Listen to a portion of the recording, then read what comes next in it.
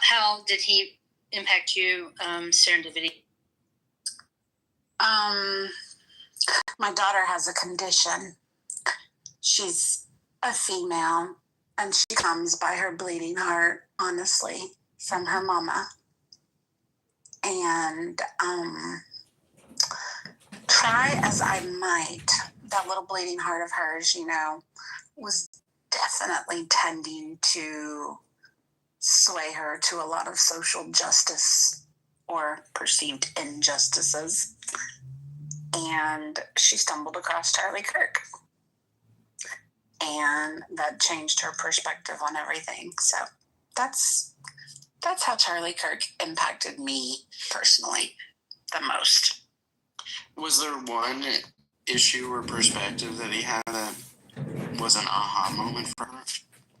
It was all of them, because she is very much also a critical thinker. Like, she loves to debate with her brothers and take on different positions and protect. Like, she likes to argue against the position that she wants to argue against. And so she was just completely enamored with Charlie's debating style. I mean, she binged on him when she found him. Completely enamored by him. So, yeah. That reminds me, so your daughter's older than Megyn Kelly's kids, but Megyn Kelly, the podcaster, she was talking about, she's very famous herself, and she interviews very famous people, and she was saying that her kids, who I think the oldest one is 14 maybe, she said her kids, when they found out Charlie Kirk was coming on her show, which he's been on many times, were starstruck. Oh, we want to meet him. Can you, and she was using that as an example of just the impact that he had and the star power he had with the younger generations.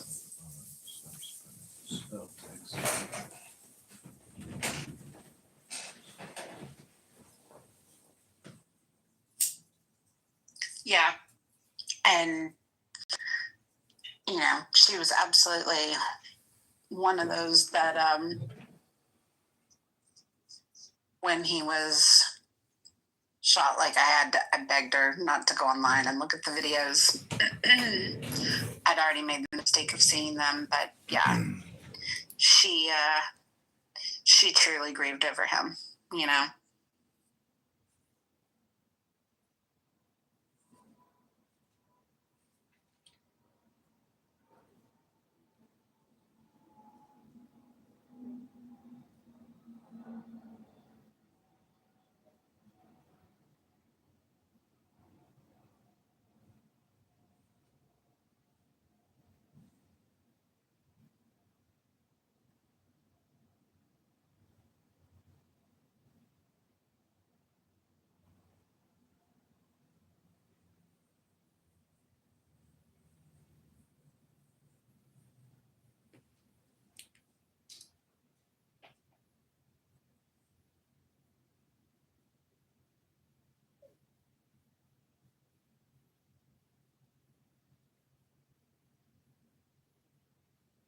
So are any prominent Democrats at all at the funeral?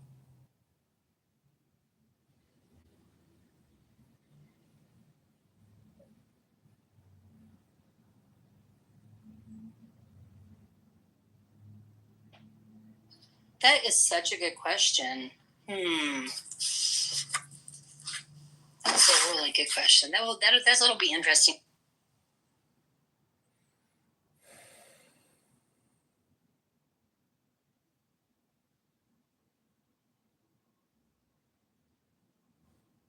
Hello, my name is George Dean. Welcome to Politics on the Prairie. We have a great guest today, congressional candidate John Kitover. How are you doing today, John? George, I'm doing great. How are you doing today? I'm doing real good, too. I see you got the whole campaign headquarters going there. I do. I've got a lot of phones set up. I've got a lot of YouTubes going, Instagrams, X accounts, Clubhouse. I try to do a lot of mass communication for the campaign at home. I saw that. That's how you got on my radar. It was all social media. You're probably way better connected in that aspect than your opponent. Why don't you tell us a little bit about yourself? Sure. I live in Chicago, 42 years old, and I'm a graduate of the Citadel. So I have 6 grandchildren, and when they were all born, so each one of them got a big journal when they were all born.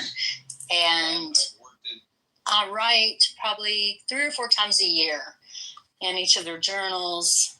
And I just said, like tell them like how old they are, what they look like, what they, are interested in, or anything that's going on. So I'm writing in Avery's journal right now. She's 10 years old.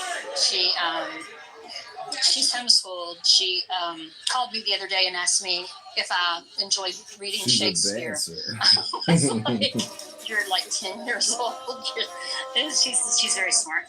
But I'm writing to her, and I'm telling her about Charlie, because I will give this to her when she's 18, and I want her to know, and she can look up, she can read about him, but she won't know now because they're very sheltered since they're homeschooled.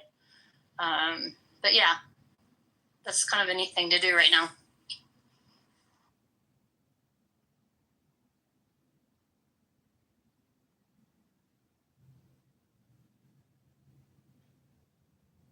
Does anyone know how long this entire service is supposed to be?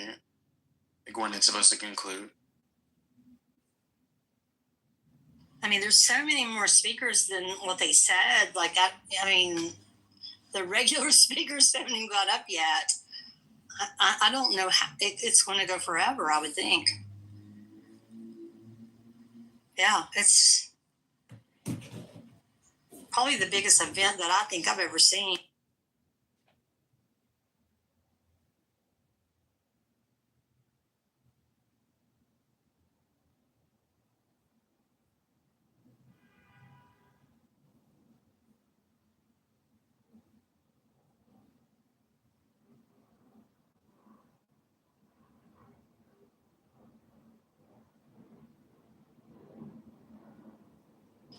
And please, guys, if you guys want to watch this or you want to go watch some and come back, or if you've got stuff to do, please don't think that you need to stay. Because I know life is busy and it's Sunday.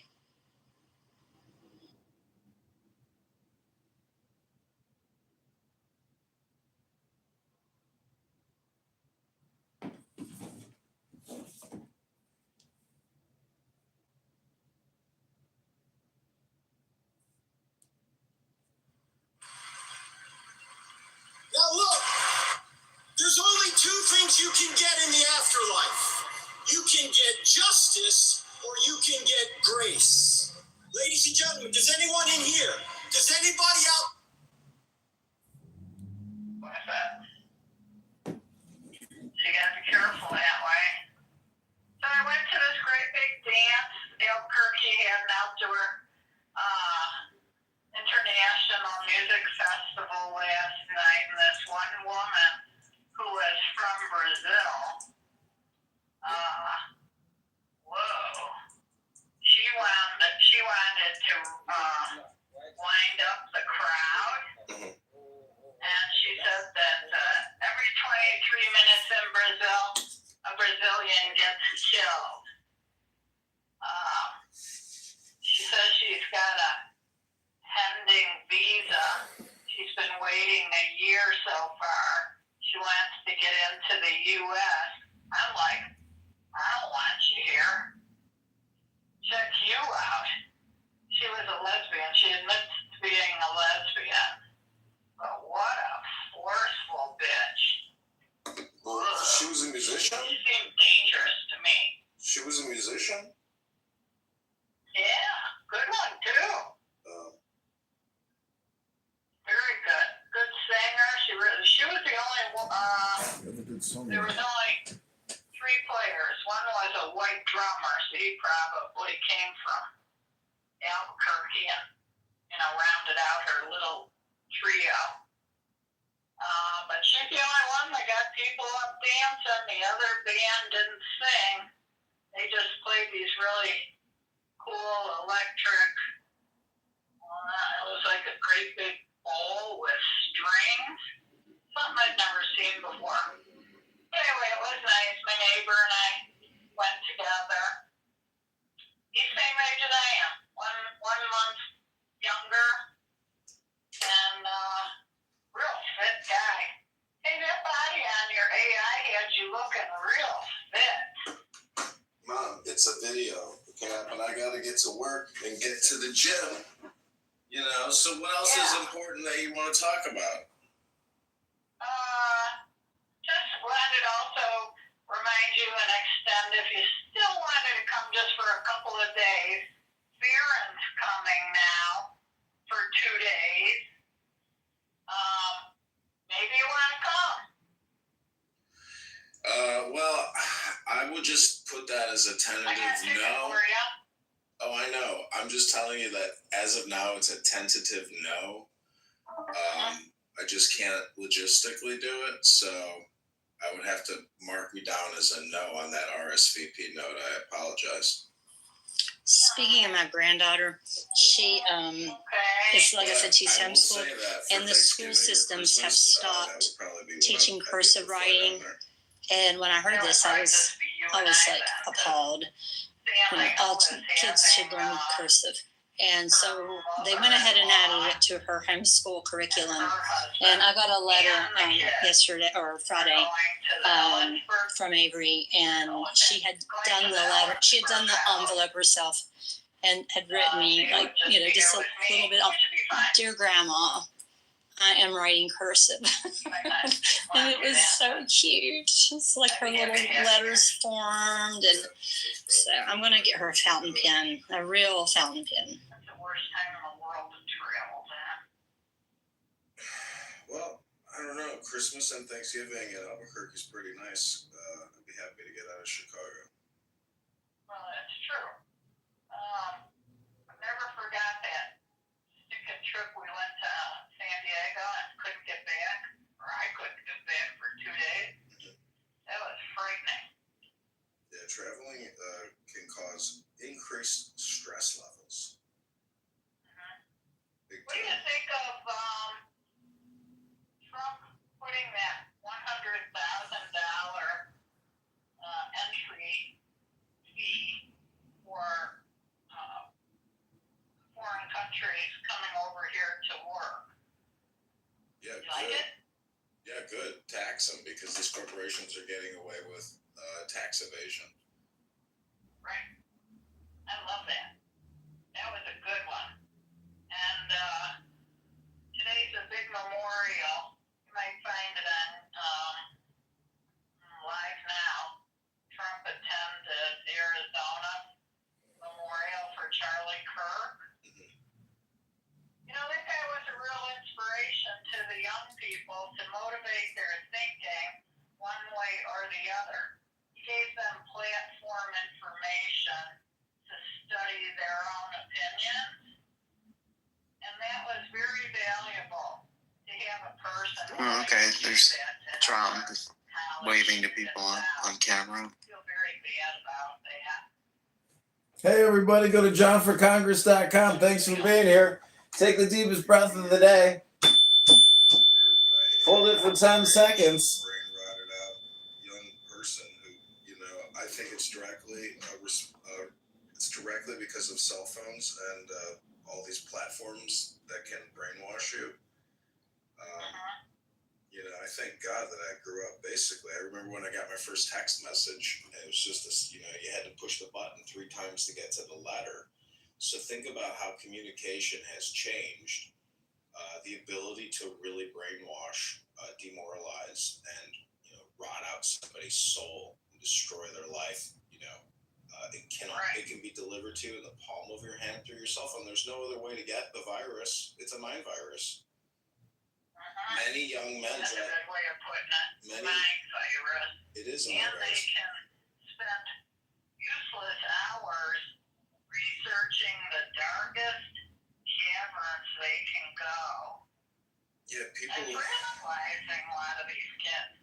The parents started them out with cell phones. Look at the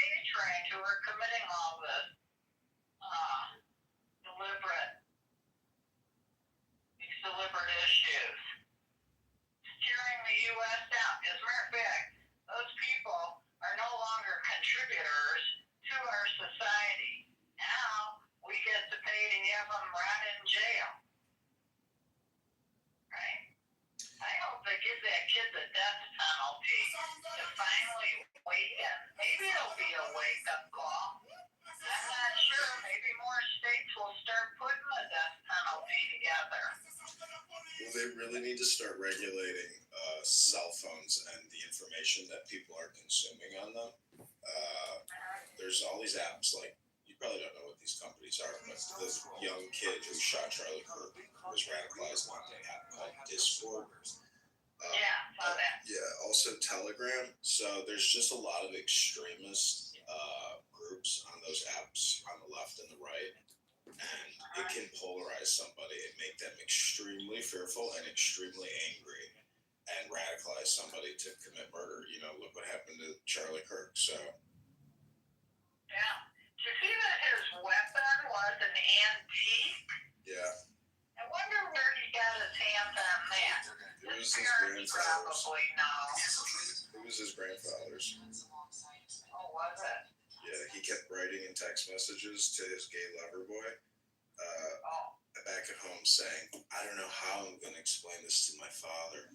Oh, he's good. I don't know how to explain this to dad. You know, because, like, he's just a kid, you know?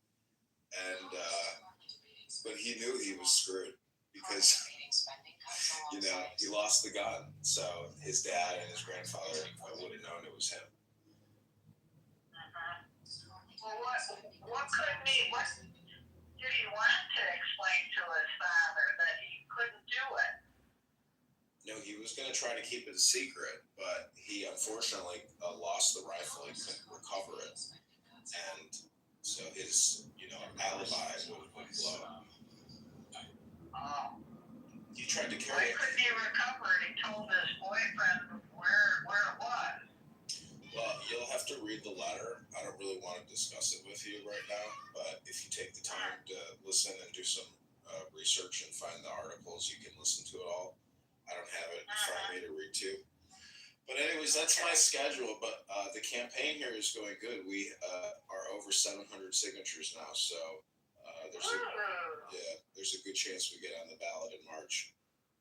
How many do you need? 700. Oh, you're there. Yeah, we're there. Can't hurt to get a few extra, huh? Yeah, if I could get another 700, that is probably what it would take to effectively beat any challenge to the signatures. What about going to the train platform where people it works against me. leave from every day? Yep, I've heard of these things called trains, but there's a calendar in Rockford of all their major events for September, October, so I need to review that calendar and drive up there. I'm probably going to rent a car because the last time I drove my car on the highway, it was rattling really badly. So, plus my battery died the other day at Superdog, and this car is nothing but the 24-year-old deteriorating problem. So I don't feel comfortable driving there in it and getting back safely. So I'm going to... Well, maybe you just need to know a total look over, you know?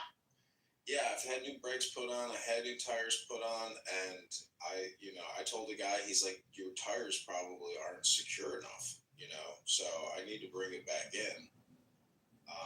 But for me, I just want to do like a 24-hour trip, so I can rent a car for 2 days, get a hotel room or an Airbnb, and myself, I can get 100 signatures, and I have to pick up the petitions from the girl that I've been paying who's been working for me.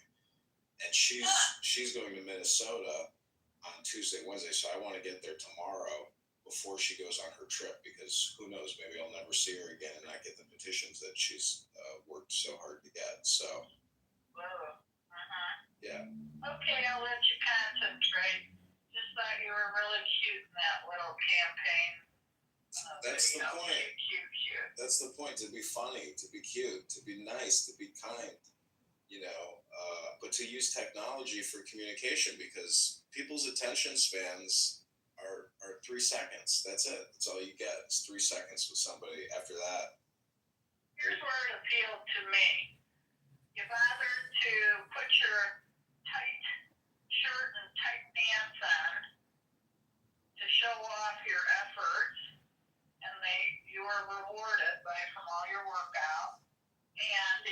All lies, Mr. Dinehard. I think you're very little for the interview. Have to get back to getting signatures on petitions. Have a good Sunday. You were a little bit light on your feet, so you must have been somewhat on your toes. You know, it's a video that I didn't actually do that, right? You know, I've already told you it's a picture. You upload a picture, and then it creates a video. So that's not me dancing. That is an AI video. Watch it again closely, and you'll say, you know what? That is obviously not him. That is a video creation done by a computer at Google. Well, don't change your happiness on your face. I get it. I was charmed by. I get it, but next time you watch it, you'll see it. You'll say, oh, I see it now. It's all, this isn't real. Even like the background. Did you create the background at least? It's a little bit like my background, but I can send you the picture that I used to create that video. Oh, I like what I saw. How did you get it? Did Samantha text it to you?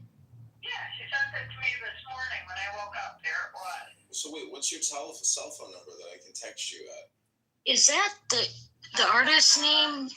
Or is their name The Blessing, or is the song name The Blessing? It's beautiful. Stamp site screen. I barely see anything in it. Oh, I understand. Is that what you mean? No, I was saying, how did... me her cell phone. No, I was saying, did she email you? Yeah. That's how you got the video, right? She emailed you? Yeah. Oh, I thought she text messaged you. No. It looked like it came from YouTube. Yeah. Okay. She's not leaving today. She leaves tomorrow. Okay, cool. And she's driving with this male that Farron probably hired to drive with her to Nevada. I mean, you kind And of then make... she'll drive, You think he hired somebody to drive with her? My guess is who would do that without getting paid? I believe he's a fishing guide. Because she's never drove that thing. And Farron wants to make sure she gets a few miles under her belt and feels comfy. Oh, I see. That's my guess. I don't know, but my internet is really slow. It's really lagging. I don't know. It's so crazy to have such a big... flying home on his dime too. Wow. I know. All right. Well, be kind and be loving, and kindness and loving will be returned. I think blessing is the song. I do feel that way. I feel. Yes, and she's singing Cody Carnes. Yeah, that's elevation worship. Yep. And with kindness in the heart. Well, do you remember what happened at your house in Grand Junction when Samantha was crying and screaming and you two got in a physical fight and she stormed off and left your house? Oh, no, that wasn't true. That was Shlomo. Samantha was engaged with Shlomo's anger. Samantha actually left Shlomo after that because of how he treated me. Sam and I did not have a fight. No, you It two... was all Shlomo's rage. No, she got up in your face crying and screaming, and I think you may even have put your hand on her throat, but she left. No. Well, what I'm saying is, you know, I don't look at Samantha as just Samantha anymore. She's transmutated into a different creature known as Samarin, which is a combination of Samantha and Farron. Her new name is Samarin. So just remember, you are no longer just dealing with your daughter. You're dealing with a new creature, a combined person, two people in one known as Samarin. So just remember that you're no longer just addressing your daughter. You are addressing a double identity known as Samarin. That's the way I look at people when they get married. You have to treat them differently. You're right. And I really actually never thought I'd even see him, but for a brief moment, because I never even sat down with the guy. I had a conversation. I think he was avoiding me at all costs, and continually keeping himself occupied and away from Memphis and my visit. I never even talked to him. But one thing he did say is that I did a very good job raising Samantha,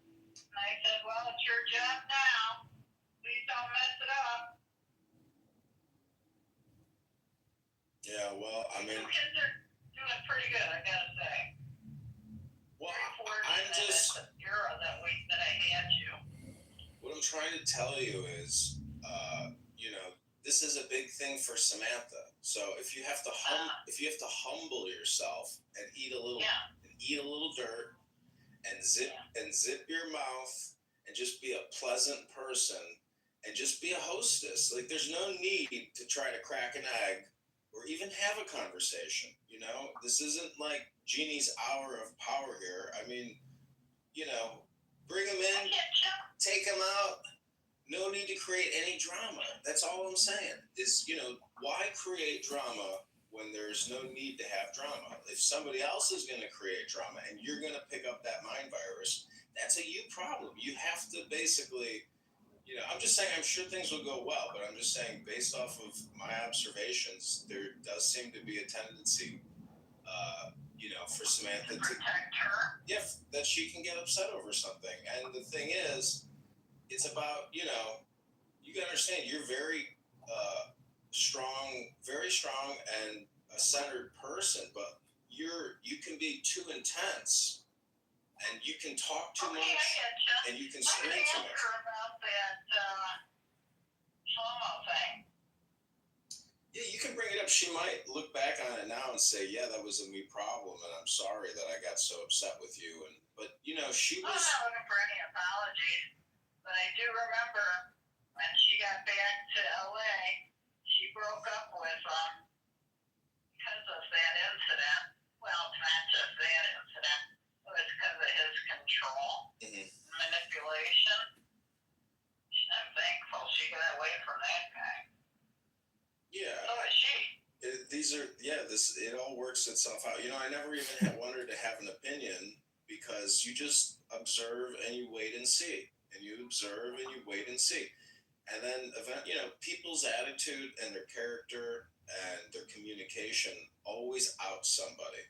It's always right. What they say and how they say it, which either makes it or breaks it.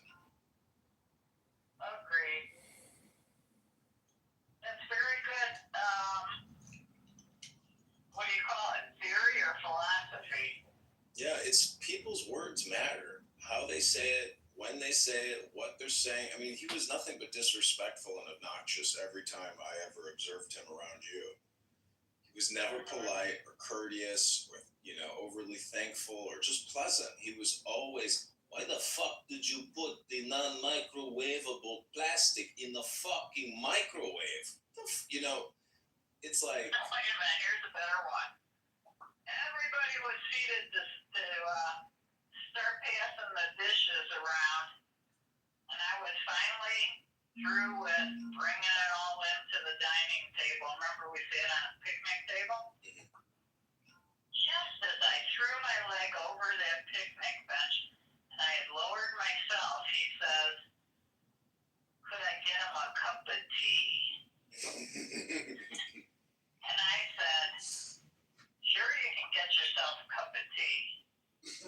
I was not getting up for that motherfucker.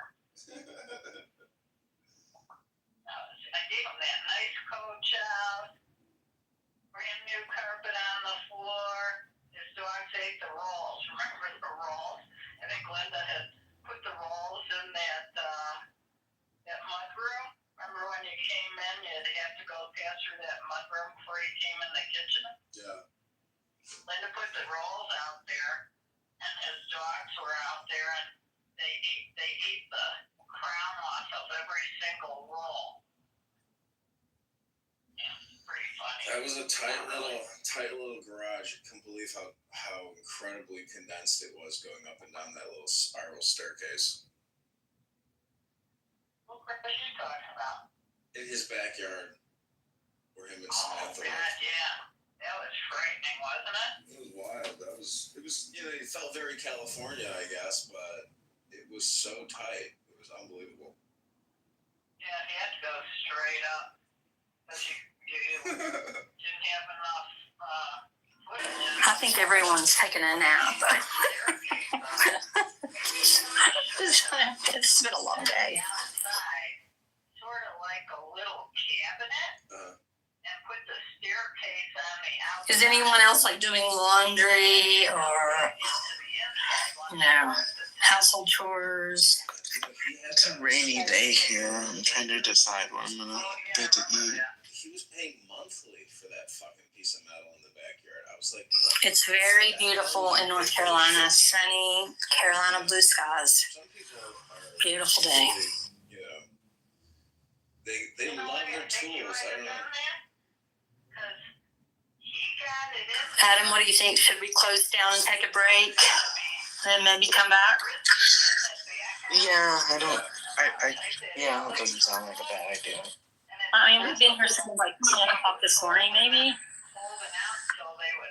Yeah, I just don't think any of us anticipated this many speakers this much. I don't think the first speaker has started yet. So why don't we, for the people in the audience and stuff, why don't we just, I'm going to try to come back around 6. And if anybody wants to come, and if not, that's fine too. Okay. I think they're going to bring his wife up next. After this video, they're going to bring up the wife when she's speaking on this video.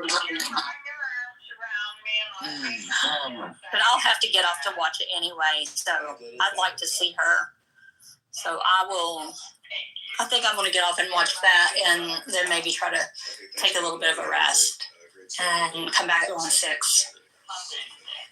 And if you guys watch it, and have any like thoughts or impressions, come back and let's talk about it. Talk about how we're doing. How's that sound? Yeah. In a sec, come back at 6, honey. All right, guys. We'll see you guys at 6 then. Okay. Thank you. Thank you guys. Thanks for coming. Little buttercup. But second off.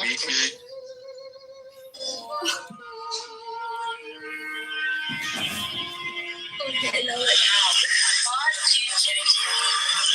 When is your bedtime? Hi. I'll see you in the morning, honey, okay? I'll see you when you wake up, alright? I love you. Before he was a leader to millions, he was mine and theirs.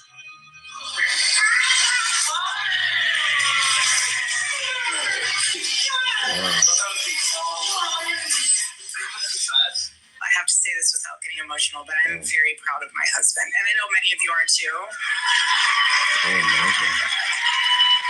Well, I've never met anyone quite like her. I'm the bright called Tyler, and I said he's gonna have to find talent somewhere else. And Tyler was trying to coach me down because he said that she was way out of my league. He's so right, by the way. I mean, my wife is the best person ever, and she's a patriot, she's a believer. We don't want to have to be accountable to God when this life passes. And he asks, why did you not trust in me and not fight evil? For young people out there, if you want to find meaning, find something worth taking responsibility for. Yeah, it's been a fun journey, fun ride. It's just getting started. Yeah, grateful for you. Thanks for joining the Charlie Kirk Show. You're welcome. We should do this more often.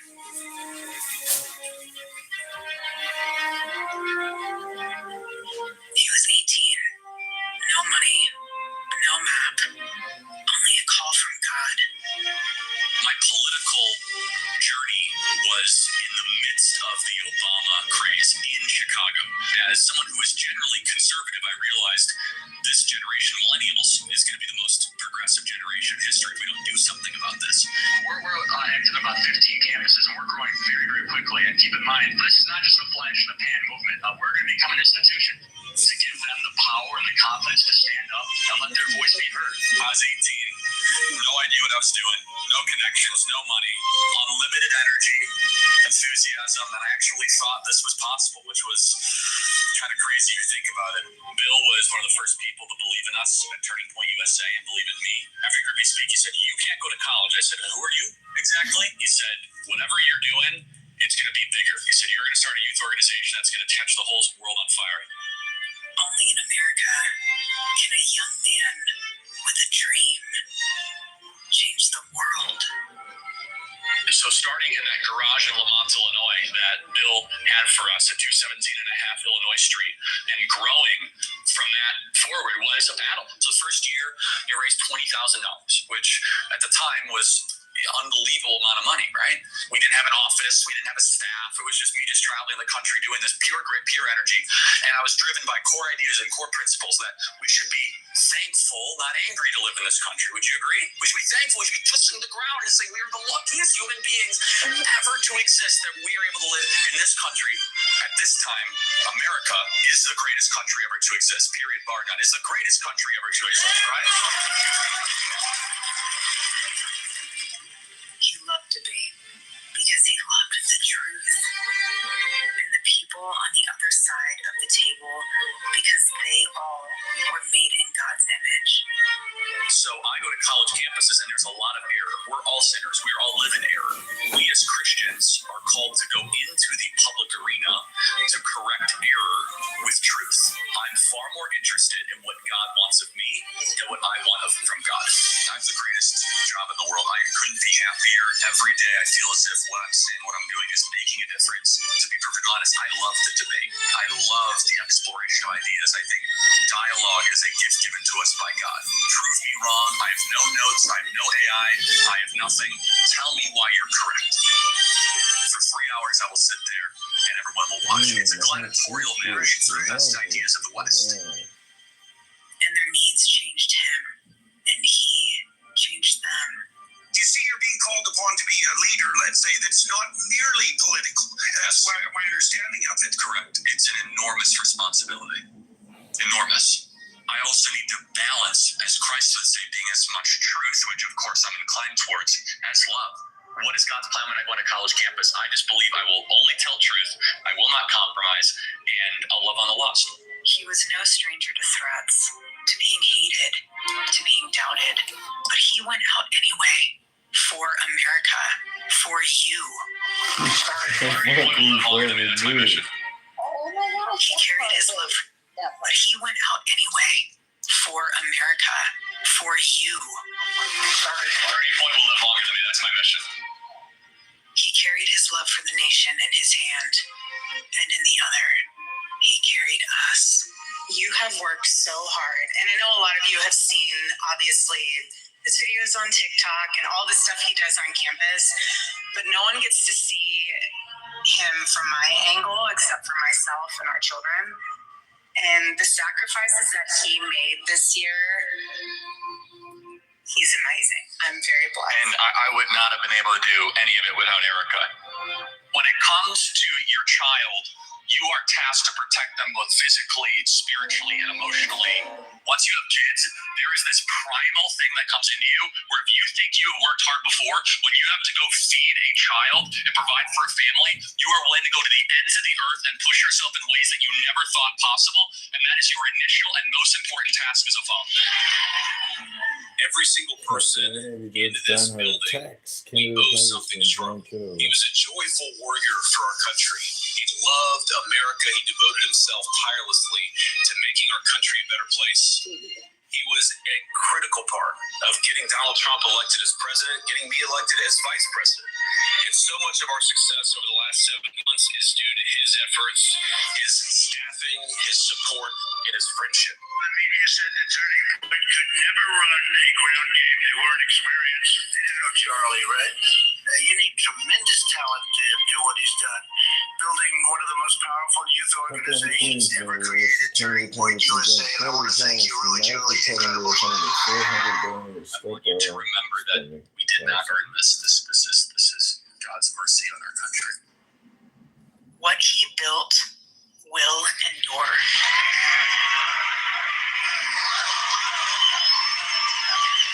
Taking the deep, but sometimes the difficult road is the way that you should configure your life. Getting married and having children is a difficult but deep decision that I hope every single one of you make at some point in your life. Because for every single one of you, there are a couple thousand students that wish they could speak out like you do. And courage is a choice. It takes no skill to be courageous.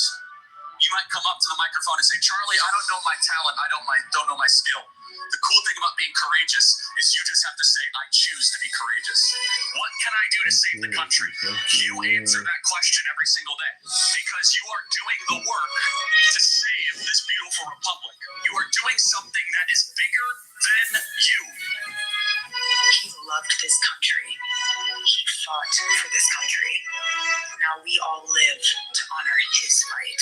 What young people especially are screaming at is they say, give me a structure that I can live my life by.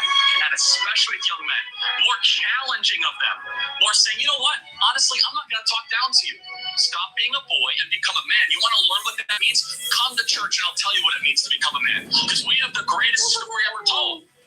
If everything completely goes away, how do you want to be remembered? I want to be remembered for courage from my faith. That would be the most important thing. The most important thing is my faith in my life.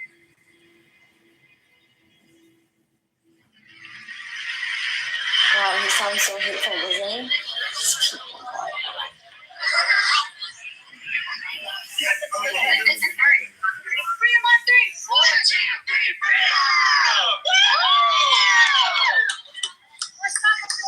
Wow, look at that. Beautiful. So this is so him in the car. He's driving up to Utah University, and he's seeing all the people like tailgating outside. Look at that.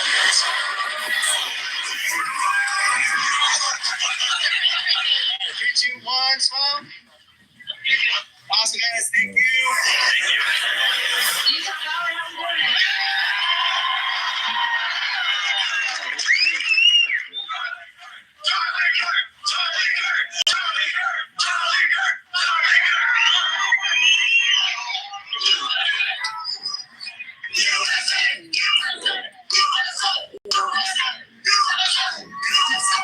These houses are just standing outside. I mean, thousands. And it's causing that more than that.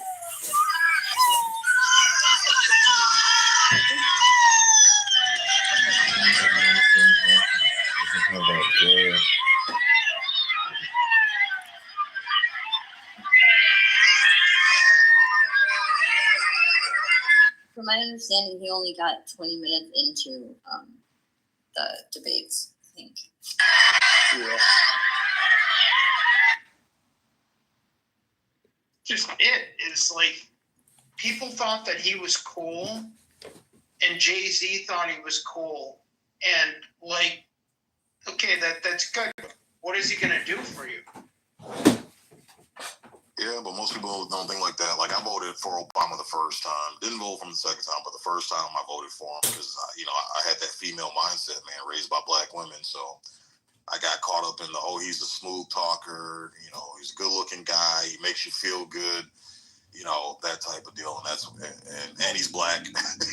So a lot of us, man, we got a female mindset. That's all right. But no, here's the funny thing about that whole thing with the Obama is he, like, at that time, the economy was pretty much crashed, right? And I said during that time, I said, this McCain guy doesn't have a snowball's chance in hell of winning. And my friend's like, no, you're an Obama supporter. I go, it has nothing to do with that, right? I go, when the economy's in shambles like that, just like that, that's why Trump won by the margin that he did. Because all of a sudden, when your grocery bill goes up like 50% in like 4 years, you're going to be like, okay, the guy in office ain't really doing that good of a job.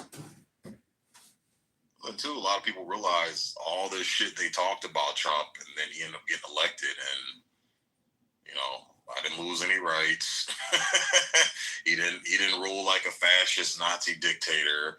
I was told the world was gonna burn up into a crisp, and it was all over with. And a lot of these people realize, oh well, holy shit! When Trump was in office, I had more money in my fucking pocket, man. So something ain't right. Something ain't right. So the Democrat Party didn't do themselves any favors. They didn't look long term enough to realize, holy shit, we're telling all these lies about this man, but when he's in office, people are gonna realize that none of the shit he said was true. So that hurt him really. I also think too, like with Harris, like they put like the worst possible person, right? They should have never fucking put her as runner up. I mean, she's terrible. Like, I was talking to someone when I was in Curacao, and she's from the Netherlands, and she says, you know, I don't like Trump, whatever. But she's like, I looked at it and I said, there's no way this lady's going to win, because all she is just a bunch of word salad. I'm like, exactly. Yeah, she's fake. She's fake. Yo, you seen Don Lemon go out in the streets of D.C. trying to get interviews, and everybody was fucking calling him a moron and fucking disagreeing. Like, he was going up to all these black people and shit, you know, what do you think about Trump bringing the National Guard here and this and that? They're like, actually, we need it. The crime's fucking horrible here. You know, it's like, we're actually looking forward to Trump doing it. And he was just shocked. He walked up to this one guy, put the microphone in his face, and he's like, hey, you know, you got a few moments to have a conversation with the guy's like, he's like, who are you? And he's like, I'm Don Lemon. He's like, oh, Don Lemon. He's like, you're a moron. I call him a moron. But Don Lemon got the small wasn't. He went up to disagree with him. Man, it was just, I mean, it was pathetic. Like, I just thought to myself, I'm like, they can't come up with anyone better than this. I'm like, really?